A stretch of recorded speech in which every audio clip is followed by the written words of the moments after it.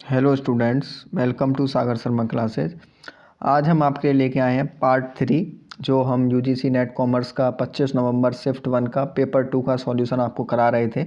उसमें ये last part है, क्योंकि इसमें जो हमने पार्ट 1 और पार्ट 2 में 50 क्वेश्चंस कंप्लीट करा दिए हैं।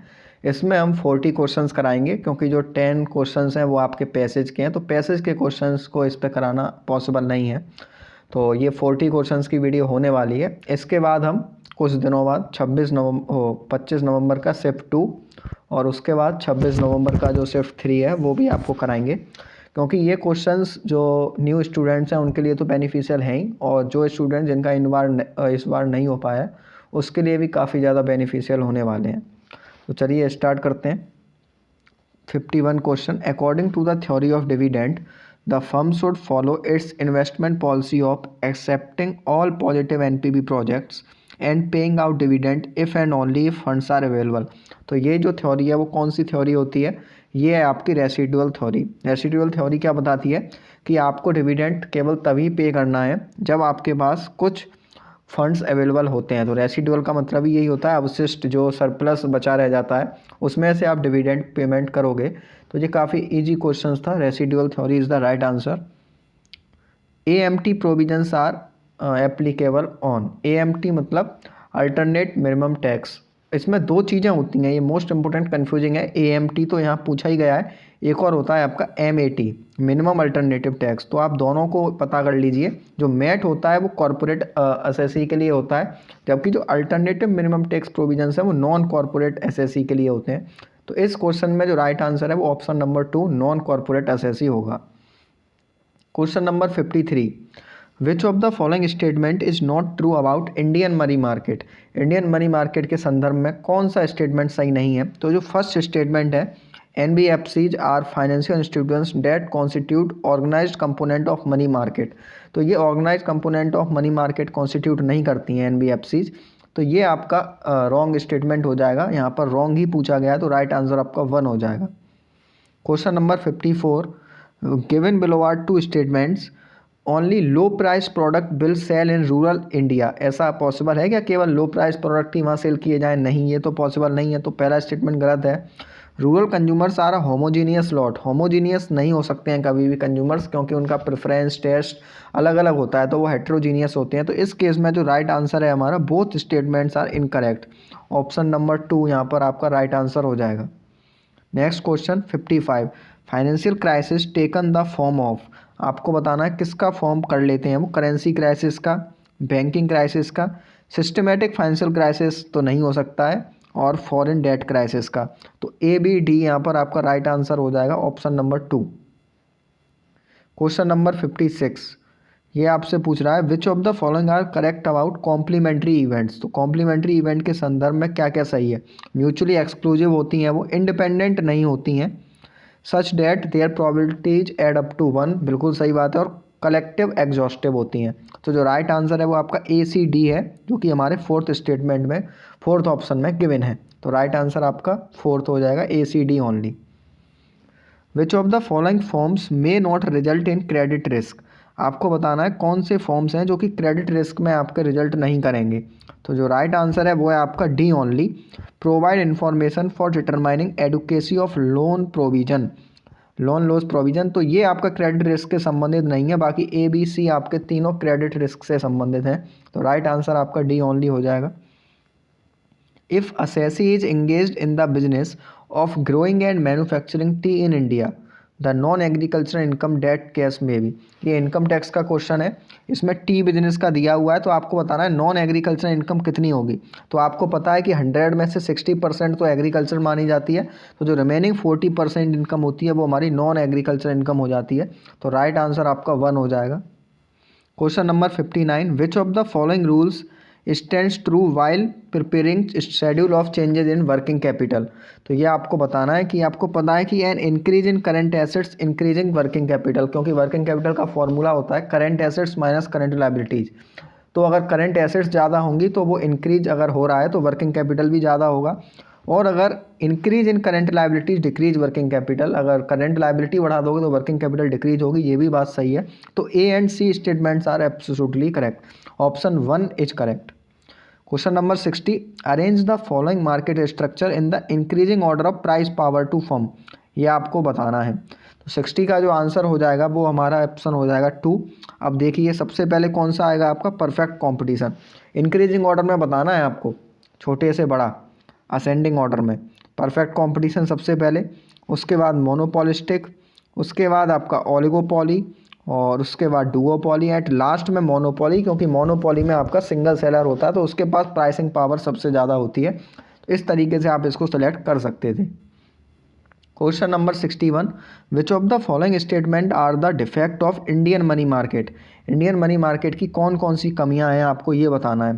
तो प्रॉफिटेबल इन्वेस्टमेंट कैसे कमी हो सकता है, ये तो आप एलिमिनेट कीजिए। डिकोटॉमी इन इंडियन मार्केट, ये हो सकता है, डिकोटॉमी है। फाइनेंसिंग इंडस्ट्री, ये भी कोई कमी नहीं है। डाइवर्सिटी इन इंटरेस्ट रेट, ये एक कमी मानी जा सकती है। तो B and D only are the only defects of Indian money market. Question number 62, SBUs और products that have lost their position of leadership and are in low growth market are known as। उनको हम क्या बोलते हैं, जो कि लो grown market में आपके हैं लीडरशिप, जिन्होंने अपनी खो दी है पोजीशन, वो होते हैं आपके डॉग। ये एक मैट्रिक्स होती है आपकी, वहाँ ये चारों आपको देखने को मिलते हैं, star, problem child, cash cow. तो ये डॉग की आपको डेफिनेशन दी हुई है। Which of the following are not the objective of competition act 2002। Competition act 2002 का इनमें से कौन सा आपका ऑब्जेक्टिव नहीं है, ये बताना है आपको। Ensure freedom of trade for other participants, ये तो ऑब्जेक्टिव है। Provide reasonable level of reliability of connect operation, ये इसका ऑब्जेक्टिव नहीं है। Adhere to generally accepted security procedures, ये भी नहीं है security procedures. Protect the interest of consumers, ये इसका कॉम्पिटिशन एक्ट का भी आपका नहीं है। क्वेश्चन नंबर 63 है, तो इसमें राइट आंसर आपका 4 है। बी एंड सी केवल नहीं है, बाकी आपके दोनों ऑब्जेक्टिव हैं। In securitization when no assets are required and the collateral is fixed for the life of the asset, the type of structure is called. ये आपको बताना है, वो होता है सेल्फ लिक्विडेटिंग स्ट्रक्चर। जब किसी परिसंपत्ति का अधिग्रहण नहीं किया जाता है और पार्श्विक को परिसंपत्ति की पूरी अवधि के लिए निश्चित कर दिया जाता है, तो ऐसे ढांचे को हम सेल्फ लिक्विडेटिंग स्ट्रक्चर कहते हैं। The first offence for infringement of copyright can be for a maximum of imprisonment for a term of, तो उसमें आपको 3 साल का तो इम्प्रिजनमेंट हो सकता है और फाइन भी आपको 2 लाख रुपए का देना पड़ सकता है। तो ऑप्शन नंबर 3 आपका राइट हो जाएगा। विच of the following provident fund is approved by the provident fund commissioner, तो ये काफ़ी सिंपल क्वेश्चन है। जो रिकॉग्नाइज प्रोविडेंट फंड होता है वो प्रोविडेंट फंड कमिश्नर द्वारा अप्रूव किया जाता है, माना जाता है। Which of the following statement is correct, तो जो पहला वाला है coefficient of variance equals to SD upon mean into 100, ये स्टेटमेंट बिल्कुल करेक्ट है, ये फॉर्मूला बिल्कुल राइट है आपका। विच of the following represents traditional logistic management approach, आपको ट्रेडिशनल लॉजिस्टिक मैनेजमेंट अप्रोच बतानी है, इनमें से कौन कौन सी हैं। तो इंडिपेंडेंट इन्वेंट्री मैनेजमेंट एफर्ट होता है, मिनिमाइज फर्म कॉस्ट होता है, ये दोनों ट्रेडिशनल हैं। बाकी C और D ये मॉडर्न है आपकी। तो राइट आंसर आपका हो जाएगा A और B ओनली। 69, ये आपको प्राइसिंग दी हुई है और यहाँ उसका डिस्क्रिप्शन दिया हुआ है, आपको मैच करना है। 69 सबसे पहले रामसे प्राइसिंग क्या होती है, price deviations from marginal cost should be inversely proportional to price elasticity of product. Price skimming क्या होता है, setting a high price when a product is first introduced and gradually lowering price as it gains scale. Cost plus pricing it is full cost pricing strategy that also includes markup for target return. And last one is penetration pricing, firm charges lower price than the ongoing price to gain market entry। तो right answer आपका option 3 हो जाएगा यहाँ पर। Question number 70, which of the following institutions are included in the world bank group. तो world bank group में आपके कौन कौन से इंस्टीट्यूशंस शामिल हैं, ये आपको बताना है। तो इंटरनेशनल फाइनेंस कॉरपोरेशन भी है, इंटरनेशनल मॉनेटरी फंड नहीं है, WTO भी नहीं है, ये दोनों अलग ऑर्गेनाइजेशन है। जबकि मीगा मल्टीनेशनल इन्वेस्टमेंट गारंटी एजेंसी, ये भी इसका पार्ट है, और इंटरनेशनल डेवलपमेंट एसोसिएशन। तो AD&E organizations are the part of world bank group. Question number 71, which of the following losses are not deductible from business income. आपको बताने हैं कौन से लॉसेज बिजनेस इनकम में से डिडक्ट नहीं होते हैं। Losses sustained before the business, तो ये भी नहीं होगा क्योंकि ये बिफोर द बिजनेस है।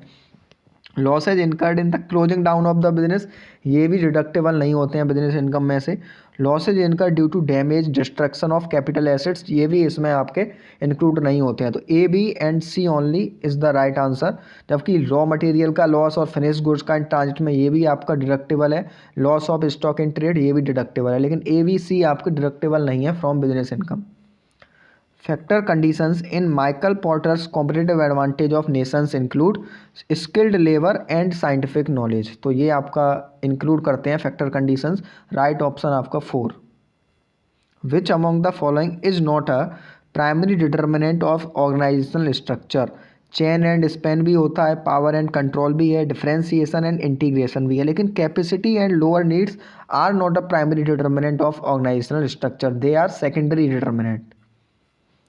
74 ये मैचिंग है आपको, ये डैमेज के टाइप्स हैं और उनका ये स्पेसिफिकेशन है, ये आपको मैच करना है। Ordinary damages arise in the ordinary course of event from the breach of contract. Special damage the constitute indirect loss suffered by the agreed party on account of breach of contract. And exemplary damage they are quite heavy in amount and are awarded by way of punishment only. Nominal damage never granted by way of compensation for the loss। तो right option आपका 1 हो जाएगा इस case में। Question number 75, ये भी आपकी matching है। ये पर्सनैलिटी डायमेंशन दिया है, उसका इंडिविजुअल ट्रेड्स आपको मैचिंग करना है। क्वेश्चन नंबर 75, तो इसमें एक्सट्रोवर्जन आप जानते हो, talkative, assertive, sociable and outgoing. And conscientious is self disciplined, hard working, organised, dependable and persistent. Emotional stability, calm, happy and secure. And openness to experiences, creative, curious, intellectual, imaginative and artistically sensitive. तो right option आपका 75 का हो जाएगा option number 2। For a very large sample size the ratio between standard error and SD is 8:40, determine the sample size. Numerical questions के लिए ऐसा मैंने आपको बताया कि आपको टेलीग्राम ग्रुप ज्वाइन करना होगा, वहाँ आपको इसके डिटेल सॉल्यूशन मिल जाएगा। तो इसका जो राइट आंसर है वो मैं अभी आपको बता देता हूँ, केवल ये 25 आपका आंसर आएगा। Sample size is 25। At a test that contains a fair sample of the tasks and skills actually needed for the job in question is, वो होता है आपका कंटेंट वैलिडिटी, कार्य और कौशलों का एक परीक्षण जो उचित नमूनों को शामिल करता है, वास्तविक रूप में विचारहीन कार्य के लिए आवश्यक है। ये होती है विषय वैधता, कंटेंट वैलिडिटी जिसको हम बोलते हैं।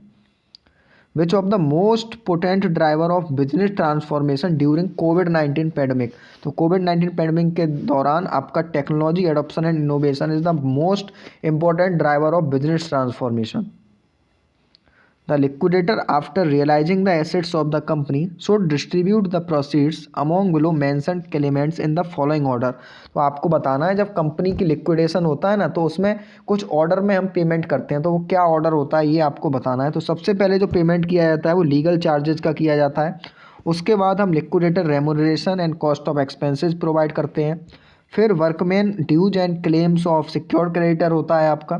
फिर preferential creditors and creditors secured by floating charge, and at the last unsecured creditors. तो जो बिल्कुल सही ऑप्शन में आपको दिया हुआ है ABCDE is the right answer. Question number 80, which one of the following is not the advantage of derivative market. तो इसको आप केवल देखकर ही आंसर बता सकते हो कि ये इंक्रीजिंग रिस्क, ये कैसे एडवांटेज हो सकता है। तो ये इसका राइट आंसर हो जाएगा leverage increasing risk. Why is an indifference curve convex to the origin, ये आपको रीजन बताना है। तो इसका जो राइट आंसर है वो है आपका two commodities are imperfect substitute. एक तो ये रीजन होता है कि indifference curve convex to the origin होता है, और दूसरा जो आपका रीजन होता है वो है declining marginal rate of substitution between commodities. तो जो राइट आंसर है B and C only, option number 2। Sequence the following in increasing order of integration of member economies. तो सबसे पहले आपको बताना है, सबसे पहले आता है आपका PTA प्रेफरेंशियल ट्रेड एग्रीमेंट, उसके बाद FTA free trade area, after that custom union, after that common market, and last one is economic union. तो जो राइट आंसर बनेगा आपका option number 3। Question number 83, according to AS2 which of the following cost should be included in valuing the inventory of a manufacturing company. कौन कौन सी cost को हम शामिल करते हैं ये आपको बताना है। फ्रेट एंड इंश्योरेंस को करते हैं, and depreciation of factory plant को करते हैं, while valuing the inventories of a manufacturing company. तो राइट आंसर आपका A and C only. Question number 84, arrange the following items stages of capital budgeting in correct sequence. तो सबसे पहले आप क्या करते हो आपको बताना है। सबसे पहले आप आइडेंटिफाई करोगे of potential investment opportunities, after that assembling of proposed investment, after that question number 84 है ये, 84 का जो आंसर है, फिर आप डिसीजन मेकिंग करोगे, उसके बाद आप preparation of capital budget and appropriation, and after that you will implement and see the performance review. तो right option is option number 4। Question number 85, arrange the following characteristics of stages of group development in the increasing order. ये increasing order में आपको बताना है। तो सबसे पहले आप देखते हो कि मेंबर्स होते हैं जो मॉडरेटली ईगर हैं, जिनकी पॉजिटिव एक्सपेक्टेशंस हैं, वो एनेक्सियस हैं about why they are there and who other members are.